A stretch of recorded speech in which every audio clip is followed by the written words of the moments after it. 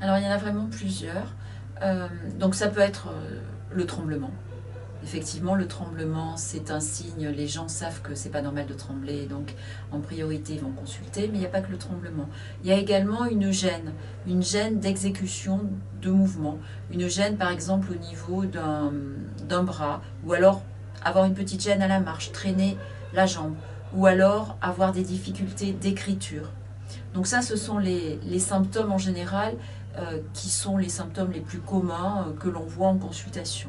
Il y a également un autre symptôme que l'on voit de plus en plus parce qu'on le connaît de mieux en mieux, c'est des douleurs. Par exemple, une douleur de l'épaule.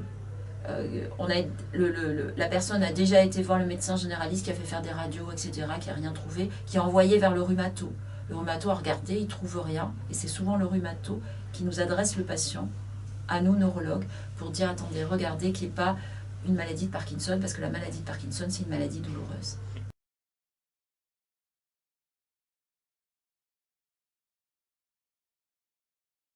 Alors, le diagnostic de la maladie de Parkinson, il est clinique. C'est-à-dire que le neurologue, il n'a pas besoin d'examen théoriquement. Il va faire un examen clinique et c'est l'examen clinique qui va nous permettre de porter le diagnostic de maladie de Parkinson. S'il a des doutes, le neurologue, il peut faire réaliser deux grands types d'examens. Une IRM ou un scanner cérébral pour s'assurer qu'il n'y a pas une autre pathologie qui pourrait expliquer les symptômes qu'il voit.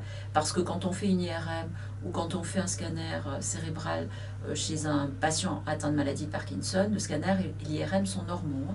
Donc c'est juste pour dédouaner une autre pathologie. Et le deuxième type d'examen que l'on peut faire quand on a vraiment des doutes, c'est une scintigraphie cérébrale. La scintigraphie cérébrale, elle va permettre de mettre en évidence le manque de dopamine qu'il y a dans la maladie de Parkinson. Mais avant tout, on n'a pas besoin de ces deux examens théoriquement. Si les signes cliniques sont là, l'examen clinique va être suffisant.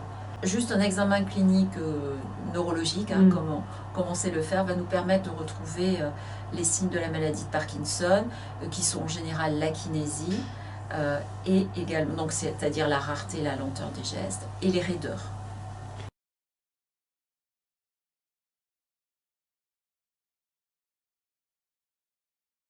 Parfois c'est un peu compliqué, parce que parfois on n'a pas tous les signes cliniques qui nous permettent de porter le diagnostic. Au tout début de la maladie, il peut y avoir que même si le patient, lui, il sent qu'il y a quelque chose qui a changé, il sent qu'il a une gêne, mais parfois, eh bien, le neurologue ne va pas mettre en évidence le signe clinique parce qu'il est très frustre.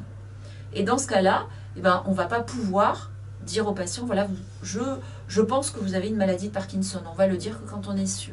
Et donc à ce moment-là, on va redonner un rendez-vous de consultation à 3 mois ou à 6 mois après pour voir. Et à ce moment-là, si la maladie est là, les signes cliniques vont s'être petit à petit installés et le neurologue va pouvoir porter le diagnostic.